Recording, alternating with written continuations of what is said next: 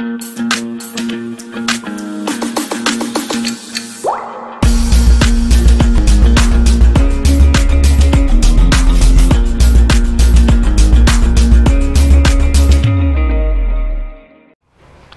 students, let us start today with our new chapter solids, liquids and gases.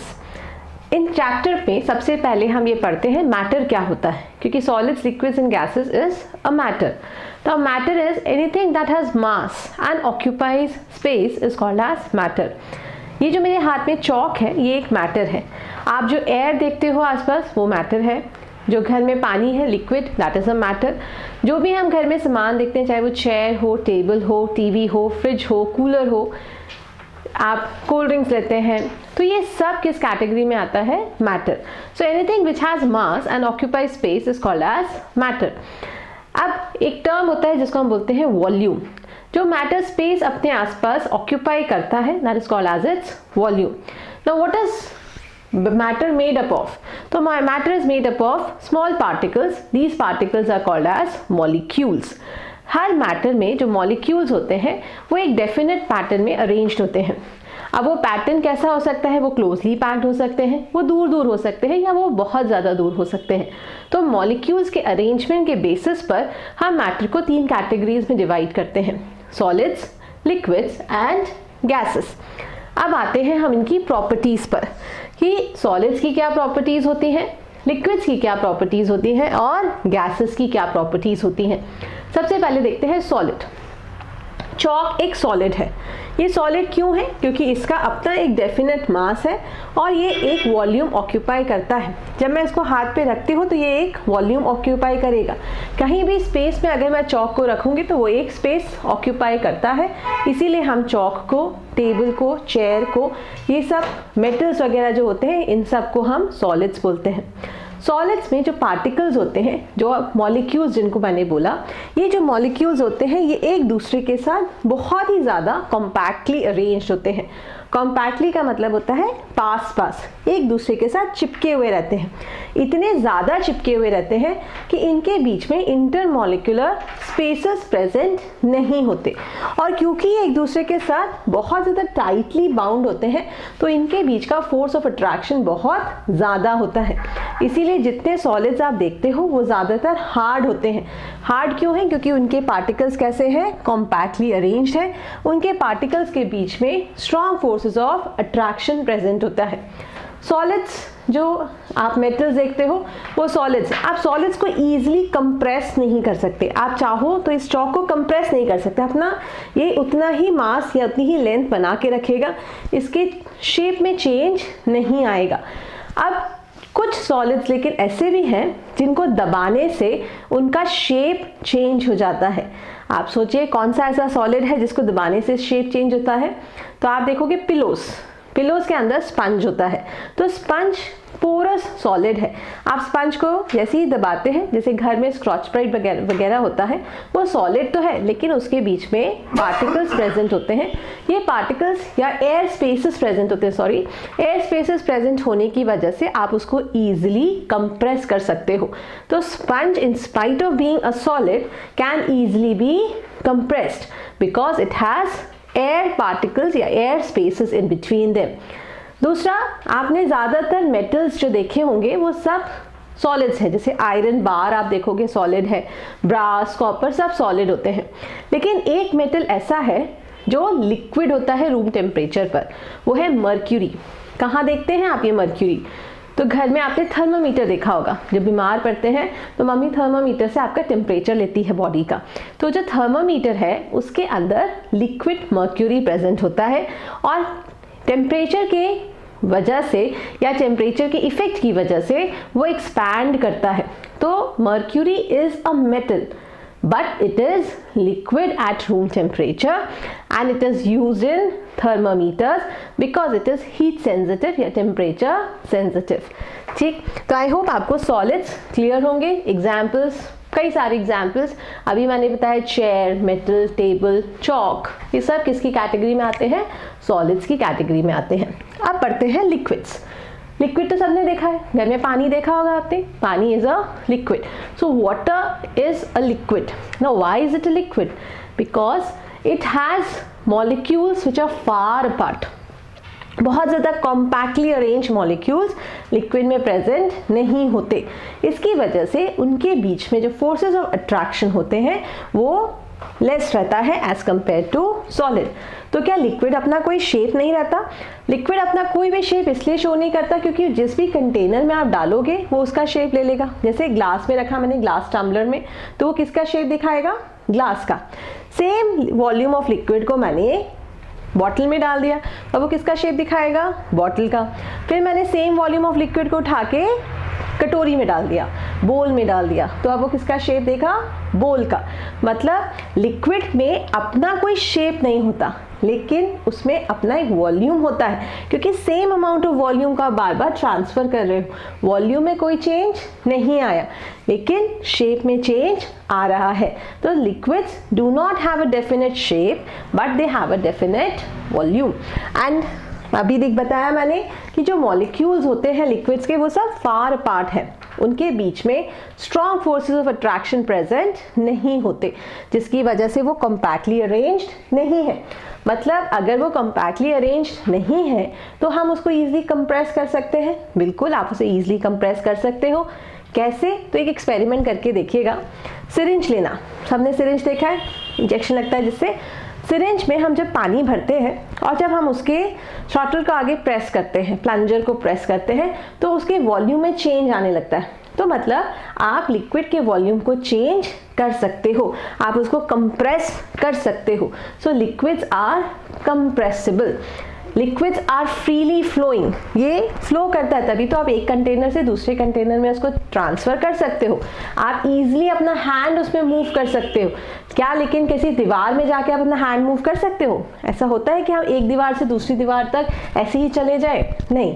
क्यों? क्योंकि solids में particles compactly arrange है, liquids में particles compactly arranged नहीं होते, इसीलिए हम उसमें अपने हैंड को फ्रीली मूव कर पाते हैं। अब आते हैं गैसेस। यहाँ सब जगह गैस है, कार्बन डाइऑक्साइड, ऑक्सीजन, हाइड्रोजन, ये सब गैसेस होते हैं। सो air is basically a mixture of gases.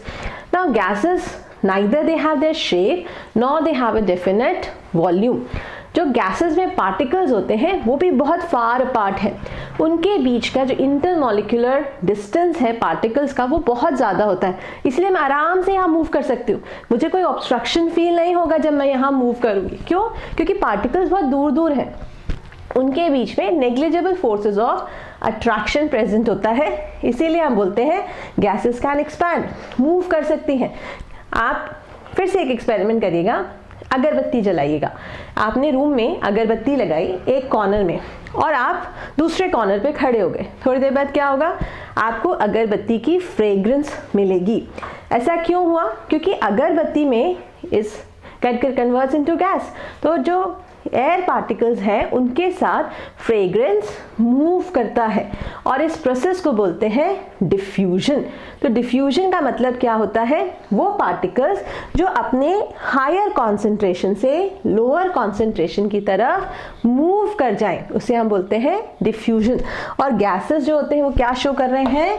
They easily show diffusion because they can move, they can flow. And why they can flow? Because they have least forces of attraction and they have high intermolecular distances between them, so they can easily move. अब gases का example मैंने आपको क्या बताया? Air is an example of gases. अब इसमें एक सवाल आता है, मैंने बोला लिक्विड्स कंप्रेसिबल है, सॉलिड्स बिल्कुल भी कंप्रेसिबल नहीं होते, तो क्या गैसेस कंप्रेसिबल है? Yes, gases are compressible, they are highly compressible. आप किसी भी गैस को कंप्रेस कर सकते हो। कैसे? फिर से एक एग्जाम्पल देखिए, घर में आपने डिओड्रेंट बॉटल देखा होगा। डिओड्रेंट को जब आप स्प्रे करते हो तो उसमें से वाटर वेपर्स निकलते हैं और फिर वो फ्रेग्रेंस देता है, लेकिन उसके अंदर जब आप शेक करते हो तो वो लिक्विड होता है। तो जो गैस थी उसे कंप्रेस कर कर उस बॉटल में फिल किया गया। तो जो गैस को हम कंप्रेस करते हैं बहुत ज़्यादा प्रेशर लगाकर, तो वो किस स्टेट में चेंज हो जाता है? लिक्विड में। फिर जब हम उसको प्रेस करते हैं उसके एक्चुएटर को, तो उसमें से वो वाटर वेपर्स निकलते हैं and that gets converted into gases. So अब आई होप आपको ये सारी प्रॉपर्टीज क्लियर हो गई होंगी कि सॉलिड्स क्या होते हैं, लिक्विड्स क्या होते हैं, गैसेस क्या होते हैं। आप इनके बीच में डिफरेंसेस लिख के देखिएगा, आई होप आपसे ईजिली लिखा जाएगा। अब नेक्स्ट हम पढ़ते हैं कि क्या ये मैटर जो है, सॉलिड्स, लिक्विड्स एंड गैसेस, क्या ये एक दूसरे में इंटरचेंजेबल है। तो अब आगे इसका नेक्स्ट हम टॉपिक पढ़ेंगे, what are is the states of matter interchangeable. आप देखते हैं स्टेट्स ऑफ मैटर इंटरचेंजेबल होते हैं या नहीं। तो आपने घर पर सिंपल से एक एक्सपेरिमेंट करना है। घर में बर्फ निकालिएगा एक ग्लास में, ठीक। आइस तो आपने सबने देखी है, आइस को एक ग्लास में, ट्रांसपेरेंट ग्लास में 2 क्यूब्स निकाल के रखना, फिर उसको रूम टेम्परेचर पर 1-2 घंटे के लिए छोड़ देना। थोड़ी देर बाद आप देखोगे 1-2 घंटे बाद जो आइस थी वो किस में कन्वर्ट हो गई, वाटर में। फिर उस वाटर को, जो ग्लास वाला पानी है, उसको एक जार में ट्रांसफ़र करना और उसको हीट करना चालू करना। हीट करोगे धीरे धीरे पानी बॉईल होना चालू होगा। फिर उसके ऊपर जब आप प्लेट रखोगे तो आपको छोटे छोटे ड्रॉपलेट्स दिखेंगे। तो ये क्या समझाता है, देखिए आइस सॉलिड है, किस में कन्वर्ट हुआ, लिक्विड में। लिक्विड के बाद हमने उसको बॉईल किया, तो इसको मैंने एक डायग्राम से समझाया है। ये देखिए, ये आपका जार था जिसमें आपने आइस रखा। आइस सॉलिड होता है, सबने देखा, उसका अपना एक डेफिनेट शेप है, डेफिनेट वॉल्यूम है। आइस को हमने रूम टेम्परेचर पे छोड़ दिया, किस में कन्वर्ट हुआ, वाटर में। तो सॉलिड से किस में कन्वर्ट हुआ, लिक्विड। इसको हमने क्या बोला, मेल्टिंग। आप आइस को मेल्ट होने देते हो, तो आइस से वाटर बना तो मेल्ट हुआ। अब इसी पानी को मैंने दूसरे जार में ट्रांसफ़र किया और इसको हीट करना चालू किया। हीट करने पर धीरे धीरे ये पानी क्या होगा, बॉईल होगा। फिर उसके ऊपर मैंने एक प्लेट रखी हुई थी। धीरे धीरे बॉईल होने पर यहाँ पर आपको ड्रॉपलेट्स देखने को मिलेंगे। तो यहाँ पर ये जो बॉईल किया वाटर को, इसने वाटर वेपर्स बनाए और वाटर वेपर्स प्लेट पर जाके किस में कन्वर्ट हो गए, वाटर ड्रॉपलेट्स में। इसको हम बोलते हैं कंडेंसेशन। तो इस एक्सपेरिमेंट से हमें ये समझ में आया कि सॉलिड से लिक्विड कन्वर्टेबल है, लिक्विड से गैस कन्वर्टेबल है और गैस से वापस हमें लिक्विड मिल सकता है। मतलब जितने स्टेट ऑफ मैटर है ये एक दूसरे में इंटरचेंजेबल है। Solid, liquid, gas. Solid to liquid is called as melting, liquid to gas is called as boiling. Gas से वापस लिक्विड में चेंज होना, कंडेंसेशन। और गैस से सॉलिडिफाई होना, गैस से सॉलिड में कन्वर्ट होना is solidification. This is solidification. एक और प्रोसेस होता है, सॉलिड को भी हम गैस में कन्वर्ट कर सकते हैं डायरेक्टली, बिना लिक्विड स्टेट के पास हुए। इस प्रोसेस को बोला जाता है सब्लिमेशन। ये कहाँ देखने को मिला होगा आपको, तो आपने घर में मॉथ बॉल्स देखी होंगी, नैप्थलीन बॉल्स जिनको बोला जाता है। वाइट कलर की वुलन बॉल्स होती है जिनको वुलन्स में रखा जाता है। दे आर मॉथ रिपेलेंट, जो कीड़े होते हैं उनको दूर करता है। अगर आप उसको देखोगे तो जब आप उसको वुलन क्लोथ्स में डालते हो तो पहले वो अच्छा बिग साइज की बॉल्स होती हैं। धीरे धीरे जैसे टाइम पास होता है वो बॉल्स छोटी होती जाती हैं। तो कहीं तो पानी बना नहीं, क्या हुआ होगा, वो सॉलिड से डायरेक्टली कहाँ कन्वर्ट हुई होंगी, गैस में। और यही जो गैस होती है ये प्रिवेंट करती है कीड़ों को या मॉथ्स को कपड़ों पर इन्फेक्ट करने से। तो ये जो प्रोसेस है जिसमें सॉलिड गैस में डायरेक्टली कन्वर्ट हो जाता है without passing through the liquid state is known as sublimation. तो प्रोसेस हमने क्या पढ़ा, सॉलिड से हमने लिक्विड बनाया। तो सॉलिड से लिक्विड किस प्रोसेस के थ्रू बनाया, मेल्टिंग। तो मेल्टिंग को हम कैसे डिफाइन करते हैं, the process of conversion of solid into liquid at its melting point is known as melting. Liquid to gas is known as boiling. Boiling का क्या होता है, the process by which liquids get converted to gases, मतलब water gets converted to water vapor at its boiling point. Water का boiling point कितना होता है, 100 degree Celsius. इस टेम्परेचर पर 100 डिग्री सेल्सियस पर वाटर बॉईल होने लगता है। फिर कंडेंसेशन, वाटर वेपर से वापस क्या बना, लिक्विड। तो वाटर वेपर से लिक्विड का बनना, इसको हम क्या बोलते हैं? कंडेंसेशन। अब देखिए यहाँ से लिक्विड से वापस सॉलिड भी तो बना सकते हैं, हमने सब उल्टे प्रोसेसेस पढ़े। अब यहाँ पर एक प्रोसेस और, हमने वाटर लिया, वाटर को फ्रीज किया, तो that is called as freezing. Water freezes at 0 degree Celsius.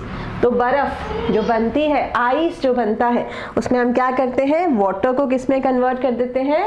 Ice में। Liquid gets converted to solid and that is called as freezing. तो कंडेंसेशन, वाटर वेपर से वापस वाटर में कन्वर्ट किया। सॉलिडिफिकेशन, गैस से सॉलिड बनाया, और सॉलिड से वापस गैस बनाया तो सब्लिमेशन। डेफिनेशन पूछते हैं एग्जाम में कई बार, सब्लिमेशन क्या होता है? The process by which the solids get directly converted into gas without passing through an intermediate liquid state is known as sublimation. Sublimable compounds कौन से होते हैं? नैप्थलीन बॉल sublimable है। कपूर आपने देखा होगा, घर में कपूर यूज किया जाता है पूजा में, तो कपूर जो होता है वो भी सब्लाइम करता है। So these are the various processes जिससे आप एक स्टेट ऑफ मैटर को दूसरे स्टेट में इंटरचेंज कर सकते हैं। फिर से क्विक रिकैप, सॉलिड्स से लिक्विड मेल्टिंग, लिक्विड से गैसेस बॉइलिंग, गैस से सॉलिड सॉलिडिफिकेशन, सॉलिड से गैस सब्लिमेशन, गैस से लिक्विड कंडेंसेशन, लिक्विड से सॉलिड फ्रीजिंग। तो हर तरीके से आप इसको इंटरचेंज कर सकते हो। आप क्लॉकवाइज घूम जाओ या एंटी क्लॉकवाइज घूम जाओ, हर तरफ से सॉलिड लिक्विड में, लिक्विड गैस में, सॉलिड गैस में, गैस लिक्विड में और लिक्विड सॉलिड में चेंज किया जा सकता है। आई होप आपको ये अच्छे से समझ में आ गया होगा। अब पढ़ते हैं सॉल्यूशन क्या होता है। मैं आपको एक एक्सपेरिमेंट करके दिखाती हूँ। ये देखिए, मेरे हाथ में एक ग्लास है। अभी मैंने आपको बताया, देखिए ग्लास सॉलिड है, इसके अंदर जो मैंने पानी डाला वो लिक्विड है, ठीक?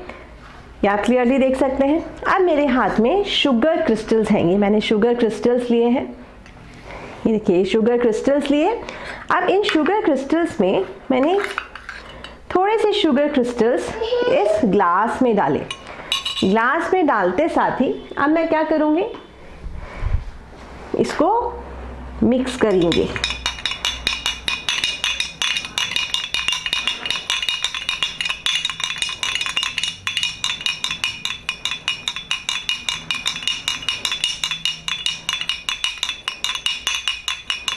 मैंने इसको स्टिर करना चालू किया। स्टिर करने से क्या हो रहा है, शुगर के क्रिस्टल्स धीरे धीरे वाटर में डिसॉल्व होते जा रहे हैं।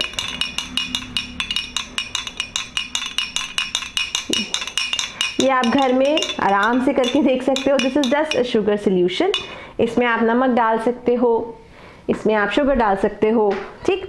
अब देखिए, इसमें जो पानी था इसको हम बोलते हैं सॉल्वेंट। मैंने इसमें शुगर क्रिस्टल्स डाले, उसे हम बोलते हैं सल्यूट। तो सल्यूट और सॉल्वेंट दोनों जब मिल जाते हैं तो जो बनता है उसे हम बोलते हैं शुगर सॉल्यूशन। तो सॉल्यूशन क्या होता है? Solution is basically a binary mixture, दो चीज़ों को मिक्स करके बनाया हुआ है। इसमें एक कंपोनेंट है सॉल्यूट और दूसरा कंपोनेंट है सॉल्वेंट। सॉल्यूट वो जिसको हमने डिसॉल्व किया और सॉल्वेंट वो मीडियम जिसमें हमने सॉल्यूट को डिसॉल्व किया, ठीक? तो सॉल्यूट और सॉल्वेंट जब मिल गया तो हमने क्या बनाया? सॉल्यूशन। तो ये किस चीज़ का सॉल्यूशन बन गया? शुगर सॉल्यूशन बना। अब इसमें ध्यान देने वाली बात क्या है कि शुगर मिलाने के बाद वाटर का जो सॉल्वेंट का वॉल्यूम है वो चेंज नहीं हुआ। There was no increase in the change of the volume of the solvent. ऐसा क्यों हुआ?